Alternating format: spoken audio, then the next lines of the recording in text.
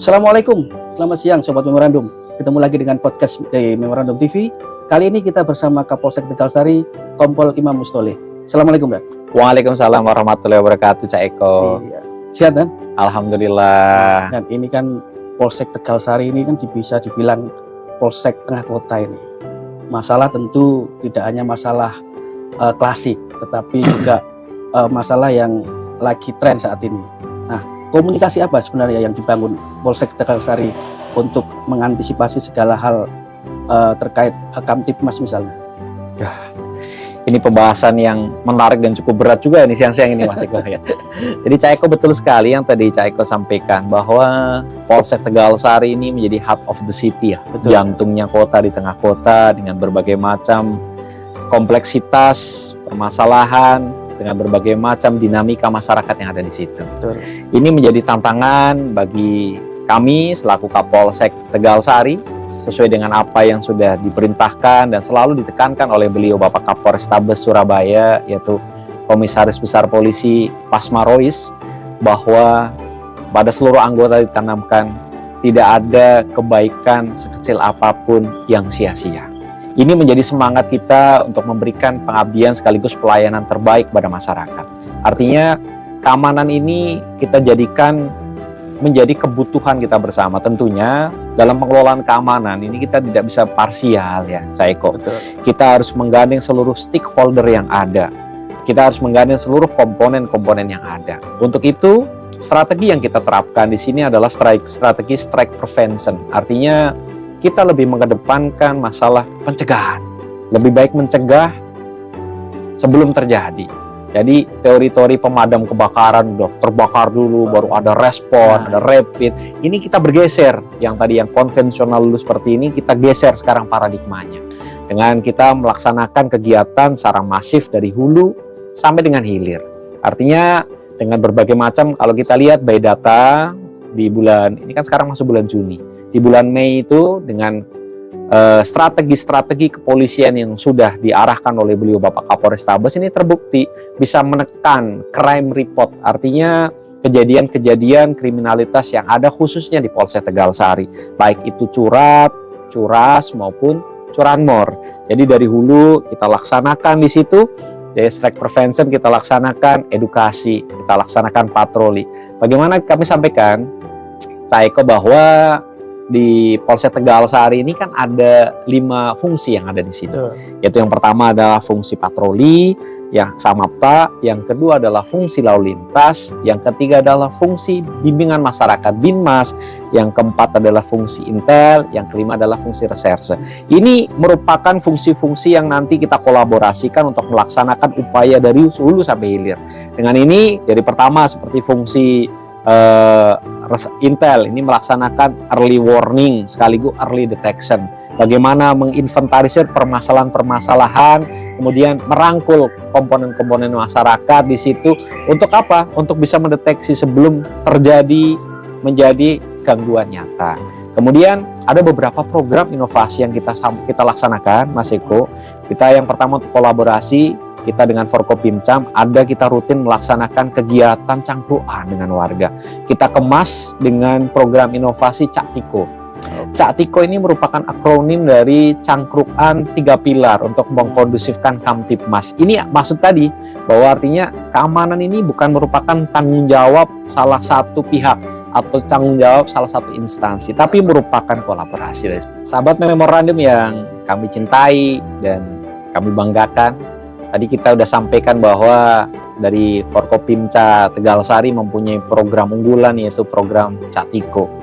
Cak Tiko ini, Cak Eko, merupakan akronim dari cangkruan 3 pilar, yaitu terdiri dari camat, dan ramil, dan kapolsek, yang langsung door to door, on the spot, langsung turun ke masyarakat, baik di tingkat kelurahan, baik di tingkat RW. Ini merupakan backbone penjabaran dari program nasional yang sekarang digagas oleh beliau Bapak Kapolri sekaligus Bapak Kabaharkam, yaitu dengan adanya program Polisi Mitra RW, di mana kita hadir ada di tengah masyarakat untuk bersama-sama mencari problem solving berbagai macam permasalahan. Jadi artinya kita upayakan bahwa ketika permasalahan-permasalahan yang bisa diselesaikan secara mediasi, secara keluargaan, diselesaikan dengan jalur restoratif justice. Tidak semua permasalahan diselesaikan lewat jalur hukum. Nah, ini menarik ini, bicara masalah restoratif justice ya.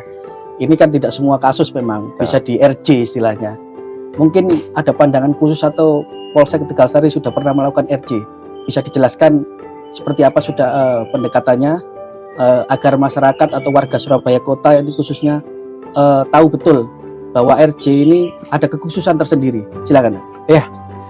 Jadi restoratif justice memang ada parameternya ya, Cak Eko. Jadi tiap bulan itu kita dilaksanakan ANEP, analisa evaluasi terkait dengan gangguan Kamtibmas, yang secara rutin sudah diperintahkan oleh beliau Bapak Kapolrestabes untuk meningkatkan mutu pelayanan sekaligus mengetahui situasi kondisi Kamtibmas setiap hari seminggu sekali kita melaksanakan ANEP. Jadi ada di situ terdata penyelesaian konflik sosial. Nah, konflik sosial ini artinya konflik-konflik di situ yang memang tidak masuk ranah-ranah pidana.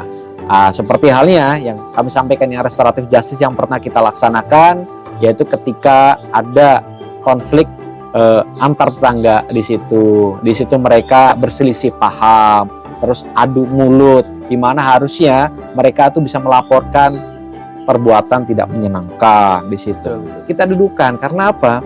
Karena ini bertetangga, ini merupakan hubungan sosial yang harus kita jaga. Jangan sampai memang hal-hal yang memang bisa dirembuk lewat omah warga, lewat kita ada balai RW, ada kehadiran polisi RW yang bisa diselesaikan lewat jalur kekeluargaan, ditempuh lewat jalur hukum. Ini yang kita sampaikan dan kita sosialisasi. Ini semangat yang memang digelorakan di institusi kepolisian. Artinya ke depan seperti ini, berbagai macam permasalahan-permasalahan seperti itu, pendekatannya adalah pendekatan mediasi dan pendekatan restoratif justice.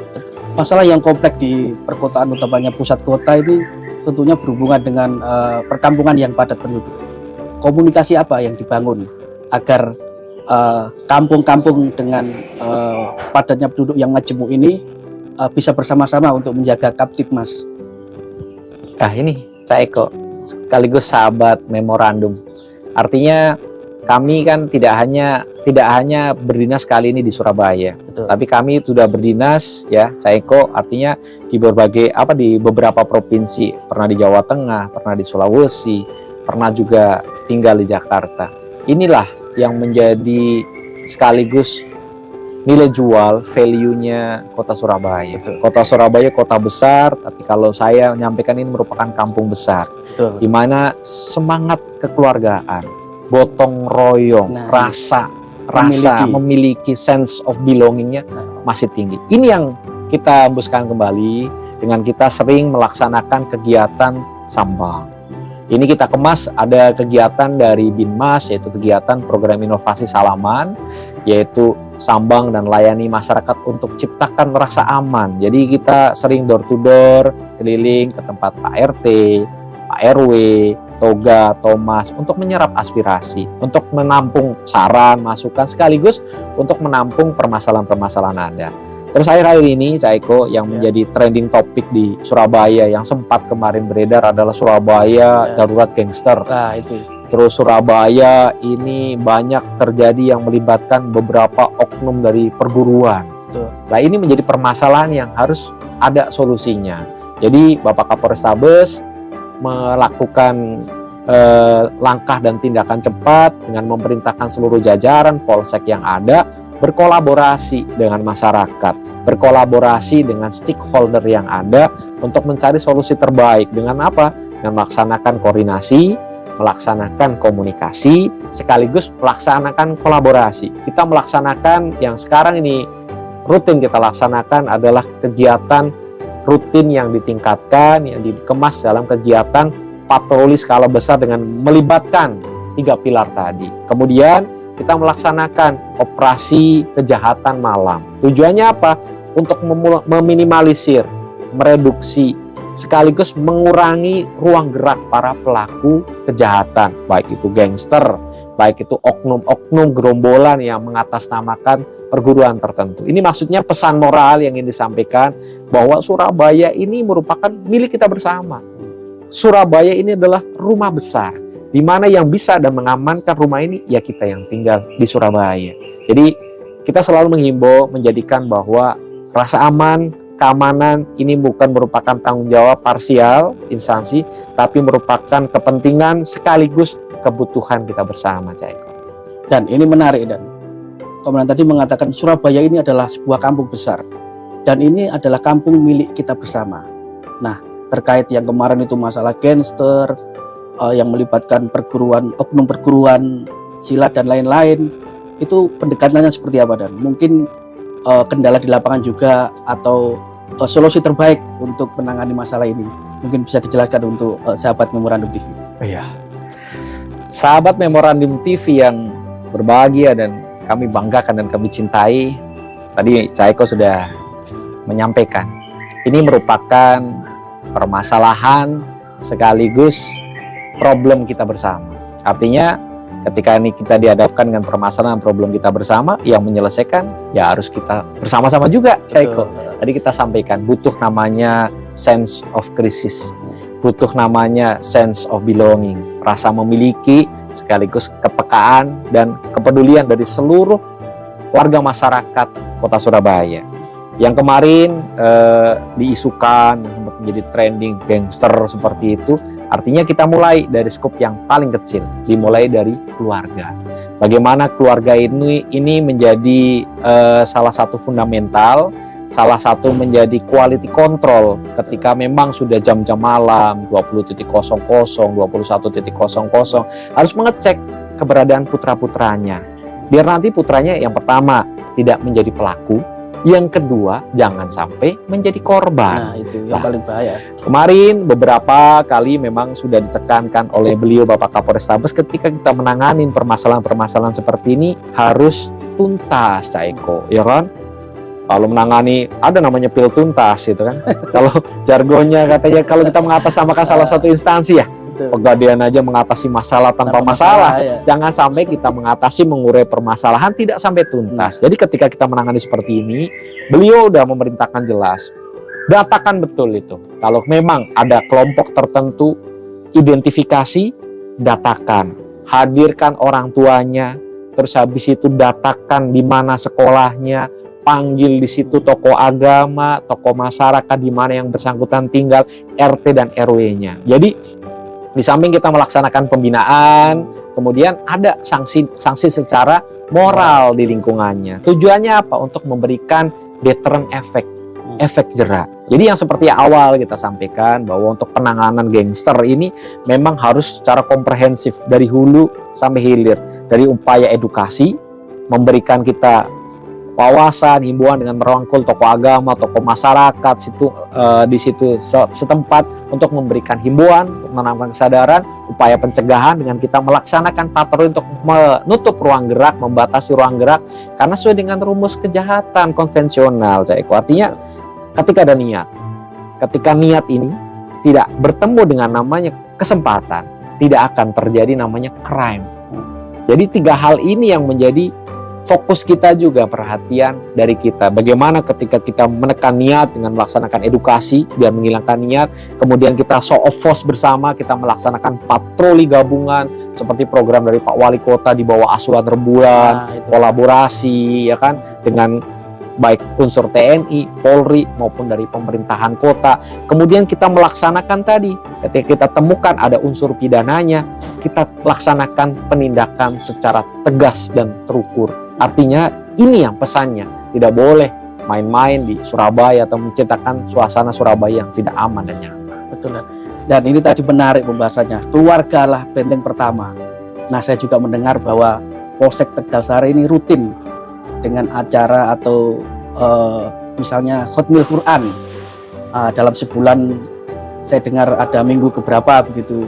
Ini kan salah satu upaya juga untuk mendekatkan diri, juga sebagai benteng dalam keluarga, pendekatan Islami melalui khotmil Quran. Bisa dijelaskan seperti apa? Ya, sahabat memorandum yang tiap kali kita doakan selalu diberikan kesehatan sama Cak Eko. Artinya pembinaan kualitas moral, kita percaya di atas ilmu adalah adab. Ya, betul. Jadi adab ini yang selalu kita bentuk dalam pembinaan karakter baik personil Polsek Tegalsari khususnya. Jadi agenda kita untuk melaksanakan arahan petunjuk pimpinan, kita apel, kita geser sekarang Cak Eko.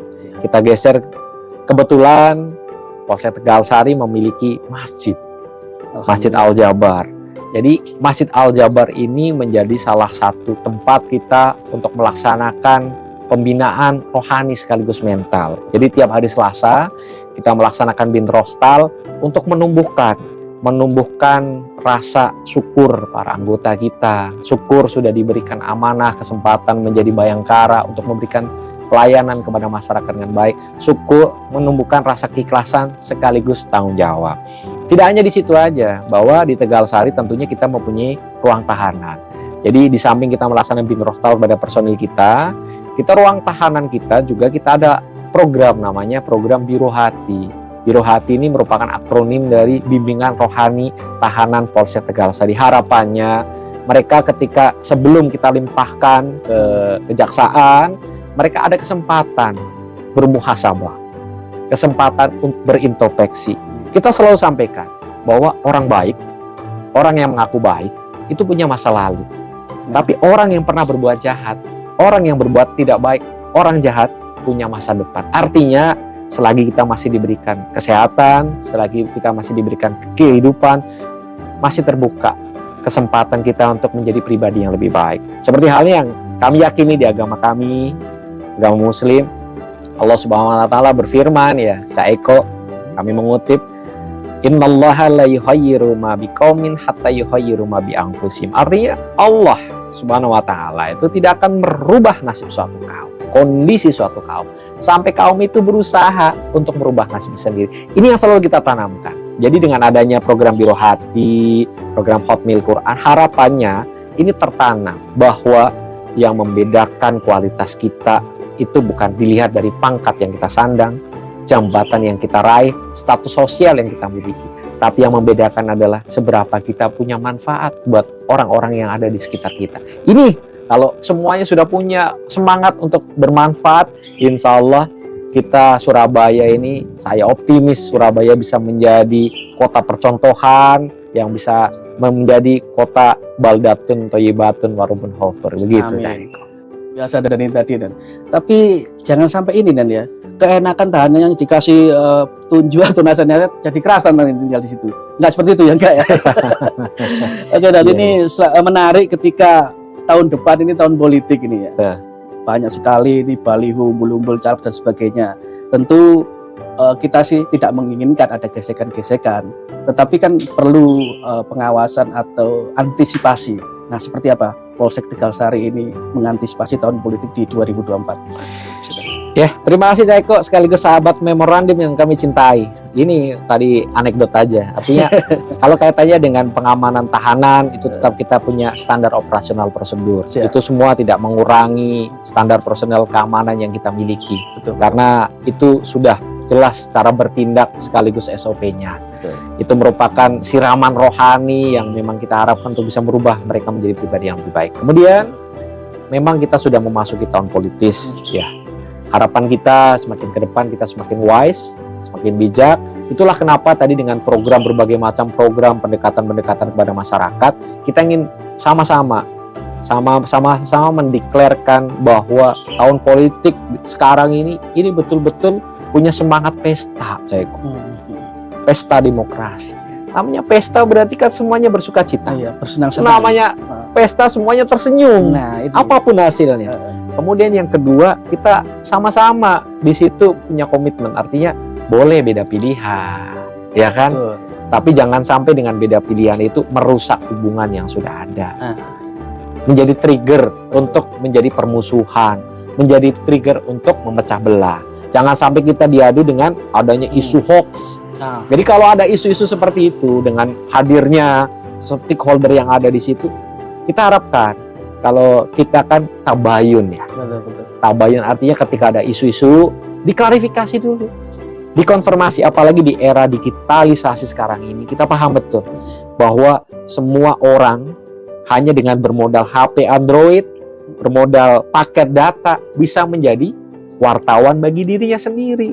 Jadi mari kita secara bijak ketika akan menge-share berita, informasi, betul-betul dikaji betul. Ini efeknya apa, dampaknya apa.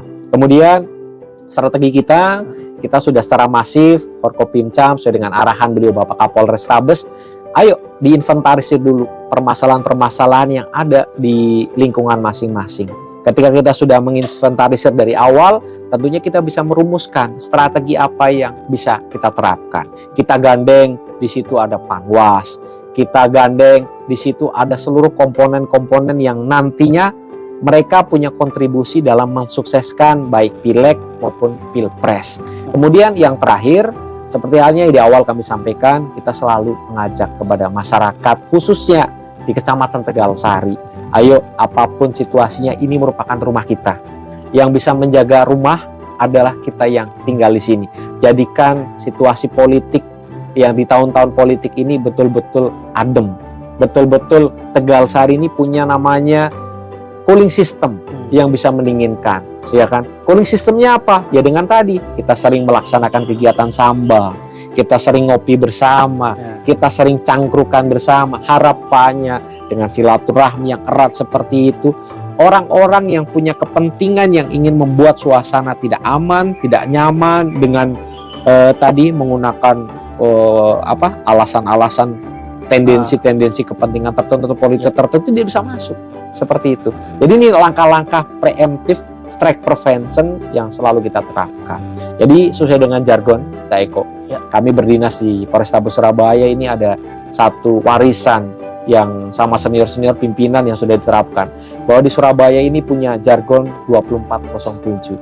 Artinya selama 24 jam 7 hari kita hadir di tengah masyarakat untuk memberikan pelayanan yang terbaik kepada masyarakat. Jadi tentunya polisi ini merupakan bagian yang tidak terpisahkan dari masyarakat. Kalau kami merasa baik buruknya polisi ini merupakan cerminan dari baik buruknya masyarakat yang ada di situ, karena kita merupakan bagian integral. Mari kita jaga institusi kepolisian, mari kita jaga profesi kepolisian ini, karena adanya profesi ini sesuai dengan arahan beliau Bapak Jokowi bahwa polisi ini bukan sekedar profesi, tapi menurut kami ini merupakan kesempatan kami untuk melayani dan mengabdi, Mas Eko. Mantap. Demikian podcast kita kali ini bersama Memorandum TV. Terima kasih Pak Kapolres. Sama-sama, Mas Eko. Luar biasa sekali. Sukses selalu dan salam sehat. Mantap. Terima kasih Cak Eko beserta dengan seluruh sahabat Memorandum TV yang luar biasa. Harapannya ke depan Memorandum TV ini bisa menjadi center of excellence, sekaligus menjadi pusat informasi yang mendewasakan kita. Dengan hadirnya memorandum ini, masyarakat tercerahkan, masyarakat menjadi masyarakat yang wise. Kemudian kami tidak jemu menghimbau dan mengajak kepada seluruh lapisan masyarakat, mari kita jadikan keamanan menjadi kebutuhan kita bersama. Terima kasih, salam sukses, salam sehat, salam selamat, salam presisi, dan tetap jaya Memorandum TV dimanapun berada. Wassalamualaikum warahmatullahi wabarakatuh.